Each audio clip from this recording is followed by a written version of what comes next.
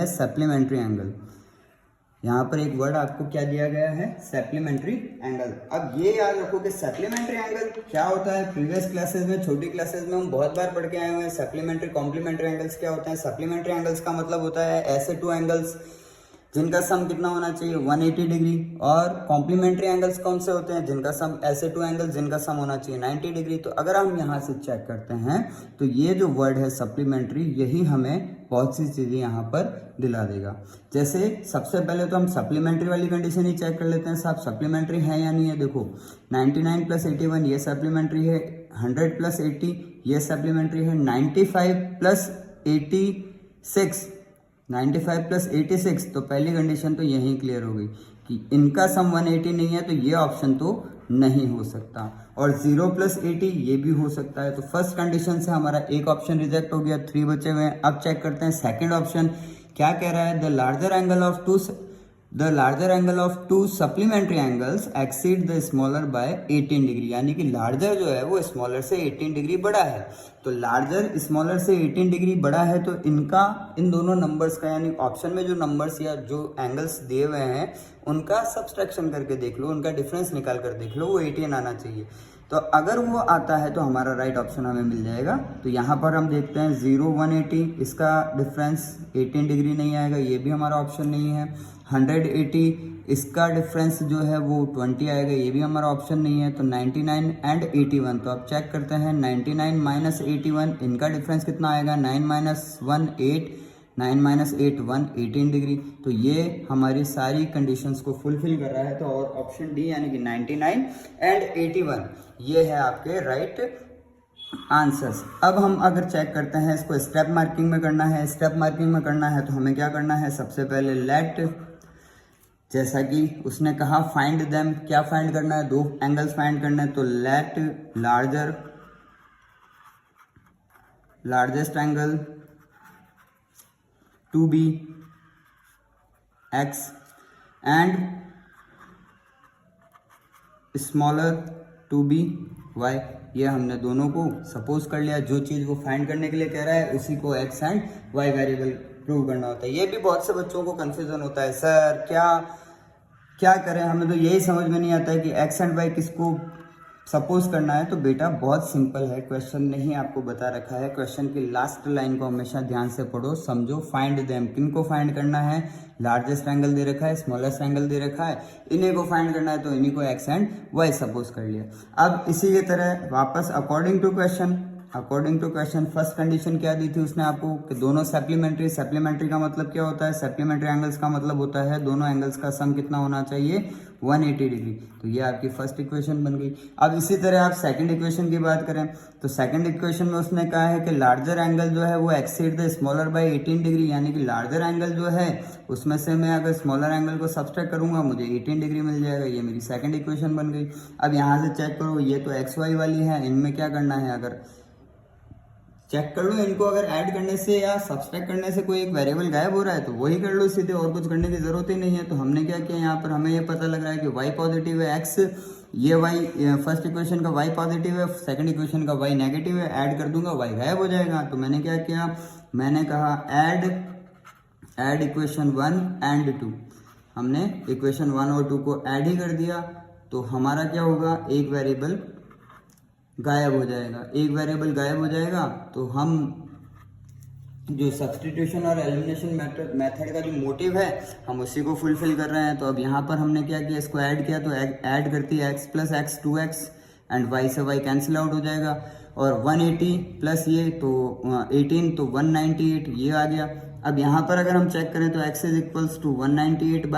198/2 से इसको डिवाइड कर दूंगा, कितना आएगा 99 डिग्री, यानी कि लार्जर एंगल इज 99 डिग्री, जैसा कि मेरे ऑप्शन में भी पता है। उसी तरह वापस से अब एक वेरिएबल की वैल्यू मिल गई तो उसी वेरिएबल की वैल्यू को किसी एक इक्वेशन में रख देते हैं। x = 99 डिग्री इन किसी में भी एक में रख दो, इन इक्वेशन फर्स्ट में रख देते हैं। चेक करो फर्स्ट में क्या आ रहा है, x के प्लेस पर मैंने राइट डाउन किया 99 डिग्री, प्लस में आ रहा है y, x के प्लेस में 99 डिग्री प्लस में y इक्वल्स टू आ रहा है 180, देन y = 180, 99 को ट्रांसफर कर दूंगा -99, 10 - 9 1 और 17 - 9 8, तो ये 81 डिग्री, यानी कि मेरा लार्जेस्ट एंगल था 99 डिग्री और स्मॉलेस्ट एंगल था, स्मॉलर एंगल था 81 degree.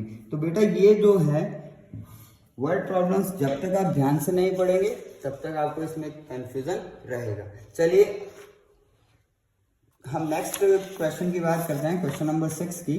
Question number 6 says that a coach of cricket team buys 7 bat and 6 balls for ₹3,800. Later she buys 3 bats and 5 balls for ₹1,750. Find the cost of each bat and each ball. देखो बेटा ये वही question है जो अभी हम करके आए हैं। जैसे कि हमने आपको याद हो कि 5 पेंसिल और 7 पेन्स वाला और 7 पेंसिल और 5 पेन्स वाला टुगेदर कोस्ट ₹50 एंड 46 वाला जो क्वेश्चन किया था, ये उसी टाइप का क्वेश्चन है। तो इसको सॉल्व करने के लिए भी वही फॉर्मूला यूज करेंगे। अगर ये एमसीक्यू में दिया हुआ है और ये मेरे को ऑप्शन दिए हुए हैं तो मैं यहीं से चेक कर लूंगा कि भैया फर्स्ट टाइम में उसने कितने 7 बैट लिए थे, 6 बॉल ली थी। यहाँ से चेक कर लूंगा क्वांटिटी ऑफ बैट 7 है, उसकी प्राइस है 400 प्लस 6 बॉल्स है, उसकी प्राइस है 100। तो 7 4 28 प्लस 6 2800 प्लस 6 इंटू 100 600, इसको ऐड कर लूंगा, ये कितना आ जाएगा, ये आ जाएगा आपका 3400, जबकि उसकी कॉस्ट कितनी है 38। तो option A is not right. अब इसी तरह ऑप्शन बी की बात करूंगा तो quantity of bat 7, first condition पे चल रहा हूं अभी तक, सेकंड तक तो मैं आया ही नहीं। 7 into cost of bat 300 plus 6 into cost of ball 200, 7 3 2100, 6 2 1200, और ये भी मुझे पता है कि इसका भी अगर मैं सम करने जाऊंगा दैट इज 3300 भी जो है 3800 नहीं हो रहा है, तो ये ऑप्शन भी राइट नहीं है। Now we are talking about option number third. Option number third से कि बैट की प्राइस 200, बॉल की प्राइस 500, 200 एंड 500, तो चेक कर लेते हैं। 7 बैट 200 से लिए ईच बैट और 6 बॉल्स 500 से लिए ईच बॉल, 7 2 1400 और 6 5 30 3000। तो यहाँ पर 14 प्लस 3000 कितना हो जाएगा 44,000 भी 3800 के इक्वल नहीं है, तो ये ऑप्शन भी रॉन्ग। तो फर्स्ट सेकंड थर्ड तीनों ऑप्शन रॉन्ग है। कौन सा ऑप्शन बच रहा है, डी ऑप्शन बच रहा है। डी ऑप्शन से चेक कर लेते हैं एक बार इसको। तो ये हो गया आपका 7 into cost of bat 500 plus 6 into cost of ball 50, 7 5 3500 और 6 5 30, तो ये हो गया 300 और 3500 को अगर ऐड करूंगा तो 3800। तो ये मेरी फर्स्ट कंडीशन को फुलफिल कर रहा है, तो मेरा राइट ऑप्शन क्या है, option D is the right. अब नाउ ये तो एमसीक्यू का तरीका हो गया कि मैंने सीधे मल्टीप्लाई किया, मुझे इक्वेशन वगैरह बनाने में दिमाग नहीं लगाना पड़ा। अब क्या करना है, मुझे डायरेक्टली इसको स्टेप मार्किंग से सॉल्व करना है। तो कैसे करना है, तो स्टेप मार्किंग से सॉल्यूशन के लिए मैं क्या करूंगा, स्टेप मार्किंग से सॉल्यूशन के लिए मैं इसकी इक्वेशंस को क्रिएट करूंगा। इक्वेशन क्रिएट करने से पहले मुझे क्या करना पड़ेगा, मुझे वेरिएबल सपोज करने पड़ेंगे, एज्यूम करने पड़ेंगे। तो उसके लिए मैं लास्ट लाइन को फिर से पढ़ूंगा। Find the cost of each bat, एक बैट की मांग रहा है, इसे एक्स एज्यूम कर लूंगा, एंड ईच बॉल इसे वाई एज्यूम कर लूंगा। तो वही स्टेटमेंट में राइट डाउन कर लूंगा कि let cost of each bat to be x and cost of each ball to be y. Cost of each bat to be x and cost of each ball to be y. यहाँ कर लिया। अब condition के regarding चलो, तो उसने कहा 7 bat और 6 बॉल्स अगर उसने परचेज किए तो उनकी प्राइस दी उसने 3800। तो यहीं पर कर देते हैं कि cost of a bat is x, तो 7 की हो गई 7x, यानी कि number of bat multiplied by cost of each price plus number of balls multiplied by cost of each ball equals to, इन दोनों का सम कितना आना चाहिए 3800। ये आपकी फर्स्ट इक्वेशन यहीं रेडी हो गई। इसी तरह सेकंड बना लेंगे कि quantity of bat is x and cost of bat each bat is quantity of bat is 3 and cost of each bat is x, तो total price of bat 3x plus इसी तरह 5 बॉल्स परचेज किए तो 5 balls की price हो जाएगी 5y equals to कितना पे किया है 1750। ये आपकी सेकंड इक्वेशन बन गई। यहाँ 2 इक्वेशंस ऑलरेडी आपकी तैयार हो गई। अब क्या करना है, अब किसी भी एक इक्वेशन से इसकी वैल्यू बना लो। या इन दोनों इक्वेशन को सब्सट्रैक्ट कर लो, सब्सट्रैक्ट या ऐड कर लो। लेकिन ध्यान रखना, सब्सट्रैक्ट और ऐड करने के लिए हमें क्या करना होता है, किसी भी एक वेरिएबल का जो कॉफिशिएंट होता है वो इक्वल होना चाहिए। अगर साइन अपोजिट आ रहे हैं तो हम ऐड कर लेंगे, और अगर साइन सेम आ रहे हैं तो हम सब्सट्रैक्ट कर देंगे इक्वेशन को। तो चलो इसको हम फिलहाल वैल्यू बनाकर ही इसकी पुट करते हैं। जैसे हमने कहा 7x, सॉरी मैं सेकंड इक्वेशन उठा रहा हूँ इस बार। मैंने कहा 3x is equals to 1750, x is 1750 minus 5y, x is equals to 1750 minus 5y upon coefficient of x यानी कि 3। ये मैंने x की वैल्यू बना दी, ये हो गई इक्वेशन थर्ड। ये मैंने बनाई है बाय इक्वेशन 2 से। अब ये इक्वेशन थर्ड बना दी। अब मैं इसी इक्वेशन थर्ड से जो मैंने x की वैल्यू यानी वन वेरिएबल वैल्यू जो बनाई है उसको मैं इक्वेशन 2 में पुट कर दूंगा। तो मैंने कहा इक्वेशन 1 में पुट कर दूंगा, 2 से बनाई है 1 में पुट कर दूंगा। ये याद रखना, वापस से दोहरा रहा हूँ, वापस से बता रहा हूँ आपको कि जिस इक्वेशन से आप वेरिएबल वैल्यू बना रहे हैं उसी इक्वेशन में उस वेरिएबल वैल्यू को नहीं रखना है, अदर इक्वेशन में रखना है। तो इक्वेशन 2 से बनाई है तो इक्वेशन 1 में रखूंगा, यानी कि ये हो गया आपका 7 के बाद x आ रहा है, x की वैल्यू हो गई 1750 माइनस 5y, अपॉन में आ गया 3, उसके बाद में आ गया प्लस 6y, इक्वल्स में आ गया 3800। तो अब क्या करना है, पहले मल्टीप्लाई कर दो, 7 0 0, 7 5 35, carry 3, 7 7 49, 49 and 3 52, carry 5, 7 1 7 and 5 12, minus 7 5 35y, upon में आ रहा है 3, प्लस में आ रहा है 6y, इक्वल्स में आ रहा है 3800।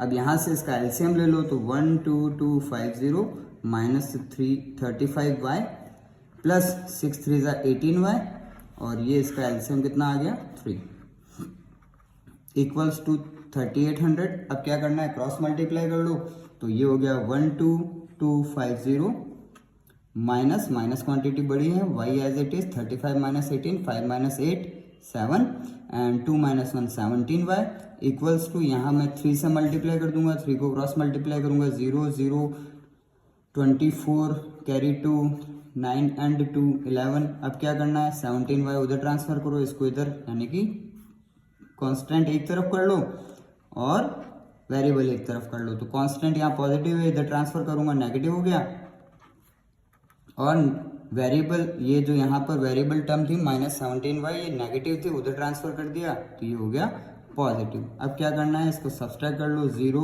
5 12 minus 4 8 1 1 0 equals to 17y। Then what is the value of y, y की वैल्यू क्या आएगी, y is equals to 850 upon 17, और 17 से 850 को डिवाइड करेंगे तो हमें आंसर मिलेगा 5, 17 5 85, सॉरी 100 और आएगा, 17 5 50, ओके सॉरी 50 का मतलब बॉल की प्राइस जो आ गई हमारी 50 आ गई, ईच बॉल प्राइस हमारी 50 रुपीज़ आ गई। अब now put y equals to 50 in equation 3 में पुट कर लो। इक्वेशन 3 ये रही जिसमें x की डायरेक्ट वैल्यू दी गिवन है, x is equals to 1750 minus 5 into 50, y की प्लेस पे 50 पुट कर दिया अपॉन 3, तो x is equals to 1750 minus 5 5 25 250 upon 3। अब now x is equals to, इसको सब्सट्रैक्ट करने जाऊंगा 1500 अपॉन 3 और इसको डिवाइड करूंगा तो x इज इक्वल्स टू 500, यानी कि ईच बैट प्राइस जो आ गई वो आ गई आपकी 500 और ईच बॉल प्राइस जो आ गई वो आ गई आपकी 50 रुपीज़। ये सिंपल तरीका है, इस सिंपल तरीके से आप इसको सॉल्व कर सकते हो। लेकिन एक चीज़ और याद रखिएगा कि अगर क्वेश्चन ने पर्टिकुलर किसी मेथड का नाम लिया है, सब्स्टिट्यूशन या एलिमिनेशन मेथड का नाम लिया है, तो आपको उसी मेथड को यूज़ करना है। जैसे ये जो हम वैल्यू बना कर रख रहे हैं इसको हम सब्स्टिट्यूशन मेथड कहते हैं, और ये जो हम इक्वेशंस को सब्सट्रैक्ट करते हैं, इक्वेशन को सब्सट्रैक्ट लाइक पिछले क्वेश्चन में हमने जैसे किया था, पिछले क्वेश्चन में हमने इक्वेशंस को ऐड या सब्सट्रैक्ट किया था, इसको हम एलिमिनेशन का मेथड कहते हैं। तो ये दोनों तरीके सेम ही हैं, इन दोनों तरीकों का एक ही मोटिव है, इन दोनों मेथड्स का एक ही मोटिव है, वो है कि 2 वेरिएबल लीनियर इक्वेशन को 1 वेरिएबल लीनियर इक्वेशन में कन्वर्ट करने का। अब बात करते हैं हम इसके नेक्स्ट क्वेश्चन की। तो नेक्स्ट क्वेश्चन में बेटा जी थोड़ा बड़ा क्वेश्चन है, आराम से पढ़ना। ये क्वेश्चन आपको बोल रहा है, ये भी आपके एनसीईआरटी बुक का ही क्वेश्चन है। A taxi charges in the city consist of fixed charge together with the charge of the distance covered for the distance of 10 kilometre and the charge paid is ₹105. The charge paid is ₹105 and for the journey of 15 kilometer the charge paid is ₹155. What are the fixed charge and the charge per kilometer? How much does a person have to pay for cover the distance of 25 kilometre? तो देखो बेटा जी, यहाँ क्या है कि दो तरह की जो उसने ट्रैवल किया है, एक बार उसने 10 किलोमीटर ट्रैवल का चार्ज दिया है 105, एक बार उसने 15 किलोमीटर का चार्ज दिया है, 15 किलोमीटर चार्जेस 155। तो एक चीज़ तो मुझे यहाँ से ही नज़र आ रही है कि अगर मैं इसको एमसीक्यू के बेस्ड पर करने जा रहा हूँ, जैसे मुझे ऑप्शंस दिए हुए हैं, तो यहाँ पर 3 ऑप्शन दिए हुए हैं, तो कौन कौन से ऑप्शन है देखो किस किस के लिए हैं। तो सबसे पहले वो चीज़ें ढूंढते हैं। सबसे पहले उसने कहा फिक्स्ड चार्ज के बाद उसने कहा चार्ज पर किलोमीटर, दो चीज़ें हमें ये फाइंड करनी है। तीसरा उसने कहा a person have to pay, how much does a person have to pay to cover the distance of 25 kilometre, and 25 kilometre distance cover करने के लिए उसे कितना पे करना पड़ेगा। इसलिए यहाँ पर 3 डिजिट्स हर ऑप्शन में दी हुई हैं। अब यहाँ से चेक कीजिए कि मुझे एक चीज़ ये पता लग रही है कि जब उसने 10 किलोमीटर, अगर मैं एमसीक्यू के लिए बात कर रहा हूँ, मैं इक्वेशंस नहीं बना रहा, अभी मैं सिर्फ जनरल वे में समझा रहा हूँ इसको कि आप इसको कैसे सॉल्व कर सकते हैं। जब उसने 10 किलोमीटर्स के लिए पे किया है 105, तो बिग चार्ज उसके पास होगा इसके अंदर। उसी तरह उसने 15 किलोमीटर के लिए पे किया है 155। तो मुझे यहाँ पर एक चीज़ नज़र आ रही है कि किलोमीटर डिस्टेंस जो यहाँ डिफरेंस जो है वो है 5 किलोमीटर का, और प्राइस का जो डिफरेंस है वो है 50। यानी कि 15 किलोमीटर्स माइनस 10 किलोमीटर करूंगा तो कितना बचेगा मेरे पास, 15 किलोमीटर्स माइनस 10 किलोमीटर्स करता हूं तो मेरे पास बचता है 5 किलोमीटर।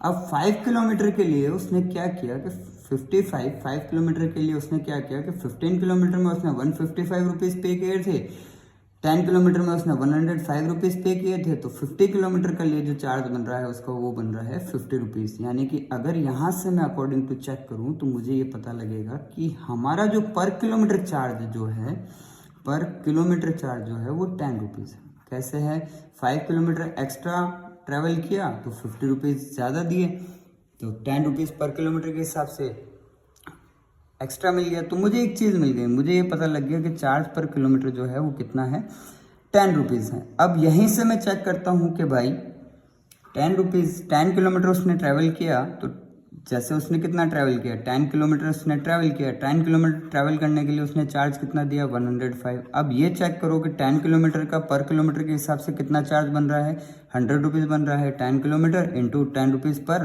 कितना बन रहा है, 100 बन रहा है। 100 को मैं इसमें से सब्सट्रैक्ट कर दूंगा, मुझे कितना मिलेगा, 5। तो ये जो एक्स्ट्रा अमाउंट पे किया है वो किसके लिए पे किया है, उसने फिक्स्ड चार्ज के लिए पे किया है। तो मुझे दो चीज़ें यहीं से मिल गई कि फिक्स चार्ज मेरा 5 रुपीज़ है और पर किलोमीटर चार्ज मेरा 10 रुपीज़ है। अब इन दोनों को देखकर कि जैसे फिक्स चार्ज तो 5 और 10, ये दो तो मैं देख ही लेता हूँ कि 5 और 10 वाले ऑप्शन हैं क्या मेरे पास, 5 10 5 10 5 12, तो ये तो हो गया रिजेक्ट क्योंकि 5 12 तो है नहीं, और 15 10 ये भी हो गया रिजेक्ट। 15 किलोमीटर भी फिक्स चार्ज, 15 रुपीज़ भी फिक्स चार्ज नहीं है। तो अब क्या किया मैंने, हमारे पास बच रहा है क्या, 5 रुपीज़ ये तो हो गया पर किलोमीटर चार्ज, और 10 रुपीज़ ये हो गया पर 5 रुपीज़ ये तो हो गया फिक्स्ड चार्ज, और 10 रुपीज़ ये हो गया पर किलोमीटर चार्ज। अब इसके रिगार्डिंग हम 250 का यानी 25 किलोमीटर का चार्ज बना लेते हैं। तो 5 + 25 किलोमीटर इंटू पर किलोमीटर चार्ज कितना है, 10 रुपीज़, तो 2 × 25 × 10 ये हो गया 250। 250 में 5 रुपीज़ ऐड करना है, 5 रुपीज़ जो फिक्स चार्ज के हैं तो 255। अब चेक कर लो कि मेरे पास कौन कौन सा ऑप्शन है, यानी कि मेरा ये जो सेकंड ऑप्शन है वो फुलफिल हो रहा है। फिक्स चार्ज 5 रुपीज़ है, पर किलोमीटर चार्ज 10 रुपीज़ है, और 25 किलोमीटर चार्ज 255 रुपीज़ है। तो यहाँ पर आकर ये मेरा ऑप्शन ए भी रिजेक्ट हो जाता है। तो राइट ऑप्शन कौन सा है, ऑप्शन बी है। अब बेटा इसी को अगर मुझे स्टेप में करना है, और स्टेप में करना है तो मैं वही काम करूँगा। मैं क्या करूँगा, सबसे पहले मैं कहूँगा let fixed charge to be x, और per kilometre charge to be y. ठीक है, अब इसी में अकॉर्डिंग टू क्वेश्चन पहले आऊँगा मैं, क्या कहना चाह रहा है कि भैया आपने कितने किलोमीटर जर्नी की है, 10 किलोमीटर जर्नी की है, तो आपने फिक्स चार्ज दिया है। फिक्स चार्ज देने के बाद आपने 10 किलोमीटर का पर किलोमीटर के हिसाब से चार्ज दिया है, तो 10y, और उसके लिए आपने पे किया 105 रुपीज़। ये आपकी इक्वेशन फर्स्ट बन गई। उसी तरह सेकंड कंडीशन के हिसाब से आपने फिक्स चार्ज पे किया है, फिर 15 किलोमीटर्स का चार्ज पे किया है, और उसके लिए आपने टोटल पे किया है 155 रुपीज़। ये आपकी सेकंड इक्वेशन बन गई। अब क्या करना है, इसमें x का कोफिशिएंट सेम है तो हम इसी को सब्सट्रैक्ट कर देते हैं, यानी कि हमने कहा सब्सट्रैक्ट इक्वेशन 1 फ्रॉम इक्वेशन 2। तो इक्वेशन 2 है हमारी x plus 15y equals to 155। Second है x plus 10y। First equation जो हमें सब्सट्रैक्ट करनी है वो 105। अब क्या किया, सब्सट्रैक्ट किया तो सिंबल चेंज कर देता हूँ। सिंबल चेंज करने के बाद x तो हो गया कैंसिल, 15y माइनस 10y ये हो गया आपका 5y, और 155 माइनस 105 ये हो गया आपका 50। तो y इज इक्वल्स टू 50/5, यानी कितना हो जाएगा 10। ये हो गया आपका एक, यानी कि पर किलोमीटर चार्ज आपको यहाँ से मिल गया। और अब इसी तरह put y equals to 10 in any equation first में कर देता हूँ। क्या हो गया, x प्लस यहाँ से आगे चेक कीजिए 10y, x प्लस 10y, तो 10 into 10 is equals to 105।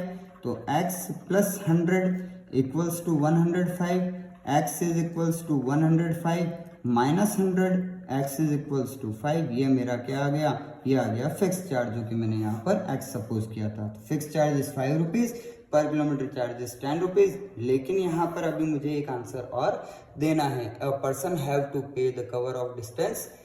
How much does a person have to pay for cover a distance of 25 kilometre. तो उसके लिए मैंने क्या किया, उसके लिए बहुत सिंपल सा काम किया। क्या किया कि पर किलोमीटर चार्ज है 5 रुपीज़, किलोमीटर है 25, इसको मल्टीप्लाई किया पर किलोमीटर चार्ज से, तो ये आ जाएगा मेरा 255, यानी अ person have to pay 255 rupees to cover a distance of 25 kilometre.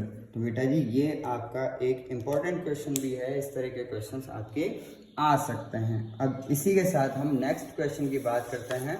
Next question में हम आपको कह रहे हैं, क्वेश्चन नंबर 8 में हम आपको कह रहे हैं कि क्वेश्चन नंबर 8 जो एनसीईआरटी बुक का दे रखा है, क्वेश्चन नंबर, उसको पढ़ें आप आराम से।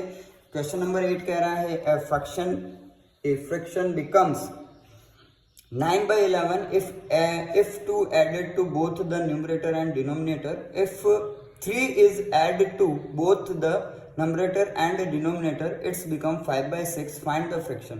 तो बेटा यहाँ तो ये बहुत सिंपल सा क्वेश्चन है, इसकी तो मुझे इक्वेशन बनाने की भी ज़रूरत नहीं है, ना मुझे कुछ करना है। मेरी फर्स्ट कंडीशन क्या कह रही है, fraction becomes 9/11 if 2 added in both में ऐड कर रहा है ना, तो 9/11 इसमें से भी 2 कम कर देता हूँ, इसमें से भी 2 कम कर देता हूँ, ये कितना हो जाएगा 7/9।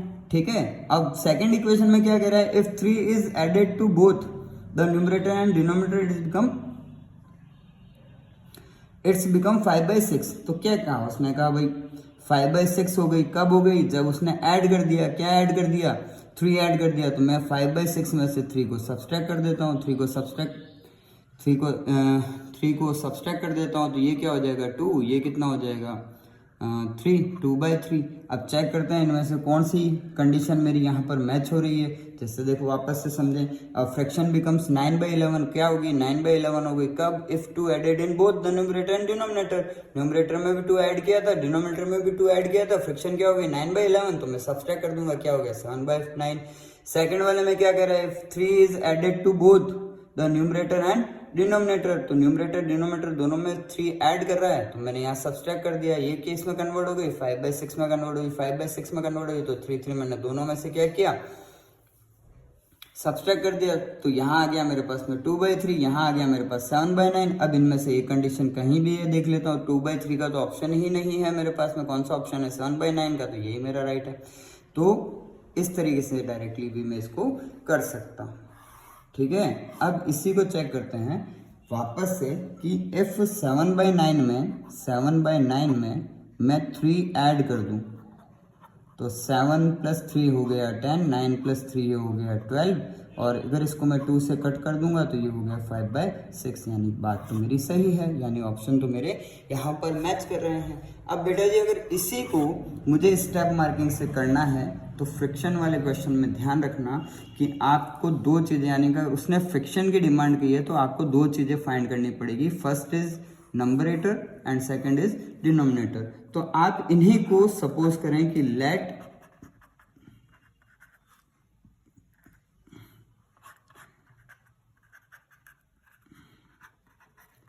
Numerator to be x and उसी तरह डिनोमिनेटर टू बी y, दोनों को सपोज कर लिया। तो उसी तरह से जब फ्रैक्शन की बात होगी, फ्रैक्शन टू बी x/y। अब क्या कह रहा है वो कह रहा है कि x में उसने क्या ऐड किया, यानी न्यूमरेटर में 2 ऐड किया, डिनोमिनेटर में भी 2 ऐड किया, तो फ्रिक्शन कन्वर्ट हो गई 9/11 में। और इसी का क्रॉस मल्टीप्लाई कर दूंगा तो 11x + 22, यानी 11 से मल्टीप्लाई कर दिया, इधर 9 से मल्टीप्लाई कर दिया, 9y + 18, y इधर 22 उधर ट्रांसफर कर दो, ये आपकी फर्स्ट इक्वेशन यहाँ बन जाएगी। आई होप अब वीडियो बड़ा हो रहा है तो इसका सॉल्यूशन मैं नहीं करा रहा हूँ, मैं आपको इक्वेशन बना कर दे रहा हूँ। 11x - 9y + 22 - 18 = 0, दोनों को ट्रांसफर कर दिया। 11x - 9y, यहाँ पर आपका बचेगा +4 = 0, ये आपकी फर्स्ट इक्वेशन बन गई। अब सेकंड इक्वेशन के उसमें उसने क्या कहा, उसने 3 ऐड किया है तो x + 3, और डिनोमिनेटर में उसने 3 ऐड किया है तो इट्स बिकम 5/6। क्रॉस मल्टीप्लाई करूंगा 6x + 18, इधर हो जाएगा 5y + 15, दोनों को ट्रांसफर कर दूंगा। 6x - 5y + 18 - 15 = 0, 6x - 5y + 3 = 0, ये आपकी सेकंड इक्वेशन बन गई। अब बेटा इनको सॉल्व आप कीजिएगा और देखिएगा कि आप अभी तक इस पूरे वीडियो में किसी एक चीज़ को सीख पाए हैं या नहीं सीख पाए, यानी आप सॉल्यूशन करना सीख पाए हैं या नहीं सीख पाए हैं। उसी तरह मैं वापस से बात करता हूँ अब एक और क्वेश्चन की, यानी कि यहाँ क्वेश्चन हो रहा है 5 ईयर हैंस, ये भी एनसीईआरटी का ही क्वेश्चन है, एज रिलेटेड क्वेश्चन है। 5 year hence the age of Jacob will be 3 times that of his son. 5 years ago Jacob's age was 7 times that of his son. What are their present age? तो देखो बेटा 5 year hence the age of Jacob, यानी कि आज से 5 साल बाद Jacob की जो एज है वो 3 times of his son है, 3 times of his son है। तो आपका जो ऑप्शन है उसी में आप चेक कर लो। 5 years यानी कि क्या करना है, 5 साल आगे जाना है। तो फर्स्ट ऑप्शन में 30 में +5 किया, 10 में भी +5 किया। क्यों, आज से 5 साल आगे की बात कर रहा है तो 5 साल दोनों बड़े हो गए। ये कितना हो गया 35, ये कितना हो गया 15। अब चेक कर लो इसकी जो कंडीशन है कि 3 times, तो सन की एज 3 times है, नहीं है, 15 3 45 होती है, ये ऑप्शन हो गया रिजेक्ट। यहाँ आ जाओ 40 में 5 ऐड कर दो, 5 साल आगे की बात कर रहा है तो 45, 10 में भी 5 ऐड कर दो, कितना हो गया 15 3 45, ये ऑप्शन में भी पॉसिबल। नेक्स्ट को भी चेक कर लो 20, ये तो वैसे ही नहीं हो सकता। 55 इसमें भी चेक कर लेते हैं, 50 + 5 एंड 5 + 5, 50 + 5 हो गया 55, 5 + 5 हो गया 10 का 3 times नहीं होता 55, तो ये ऑप्शन भी वैसे ही रिजेक्ट हो गया। तो मुझे पहली ही कंडीशन से मेरा आंसर मिल गया 40 एंड 10। आई थिंक ये आपको समझ में आया होगा, ठीक है। अब इसी के साथ में हम इसकी मैं इक्वेशन नहीं बना रहा हूँ, इसकी इक्वेशन आप बनाना ट्राई करें। नहीं आया आपको कुछ भी समझ में तो आप कमेंट बॉक्स में डाल सकते हैं, मैं इसका सॉल्यूशन वहाँ पर आपको भेज दूंगा। मैंने आपको यहाँ पर इसको MCQ में शॉर्ट तरीके से कैसे सॉल्व करना है वो दिखा दिया। अगर नहीं समझ में आए तो वापस से समझ लेते हैं। 5 years hence की बात हो रही थी, मैं 5 year hence नहीं लेके 5 year ago की बात कर लेता हूँ, यानी पीछे की बात कर लेता हूँ। वाज यानी पास्ट टेंस होता है। तो देखो फर्स्ट ऑप्शन 30, 5 साल कम करता हूँ 5, और 10 में 5 साल कम करता हूँ यहाँ आ गया 25, यहाँ आ गया 5। अब क्या कह रहा है, was 7 टाइम्स, तो 5 का 7 टाइम्स 25 नहीं है, तो ये ऑप्शन नहीं आएगा, ये ऑप्शन रिजेक्ट। सेकंड में आ जाओ, 40 में से 5 कम करता हूँ, और 10 में से 5 कम करता हूँ, 40 में से 5 कम किया 35, 10 में से 5 कम किया 5 का 7 टाइम्स है, 5 × 7 इज इक्वल्स टू 35, ये हो रहा है 5 का 7 टाइम्स, तो ये ऑप्शन मेरा राइट है। 20 हो ही नहीं सकता, क्योंकि फादर और सन दोनों की एज इक्वल हो ही नहीं सकती, तो यहीं छोड़ दिया। और रही बात 50 की, 50 में से 5 कम किया, 10 में से 5 कम किया, दोनों को 5 साल छोटा किया, ये हो गया 45, ये हो गया 5 का 7 टाइम्स नहीं होता, ये 9 टाइम्स होता है, तो ये ऑप्शन भी राइट नहीं है। यानी कि इस तरीके से हमने इस क्वेश्चन को सॉल्व किया था। नाउ अगर हम बात करें अब इसकी एक लास्ट टिप, ये लास्ट है इस वीडियो की, ये लास्ट वर्ड प्रॉब्लम है, यानी कि आपको लगभग हर तरीके की वर्ड प्रॉब्लम बता दी गई है कि एमसीक्यूज क्वेश्चन में आए तो उसको किस तरीके से सॉल्व करना है। तो अब यहाँ पर चेक कर लीजिए, if we add 1 to the numerator and subtract 1 from the denominator, a fraction becomes fraction reduced to 1 if it becomes 1/2, it becomes 1/2 if we added 1 to the denominator, what is the friction। देखो जो उसने कहा है हम उसी से बात करेंगे। उसने कहा फ्रिक्शन 1 है, 1 को मैंने 1/1 राइट डाउन किया। उसने क्या कहा, उसने कहा कि वो 1 ऐड कर रहा है। वो क्या कर रहा है, if we add the numerator 1 in the numerator and subtract 1 from the denominator, denominator में मैं 1 ऐड कर देता हूँ, इसमें मैं 1 सब्सट्रैक्ट कर देता हूँ, ये हो जाएगा 0/2। ये कोई सेंस नहीं निकलेगा।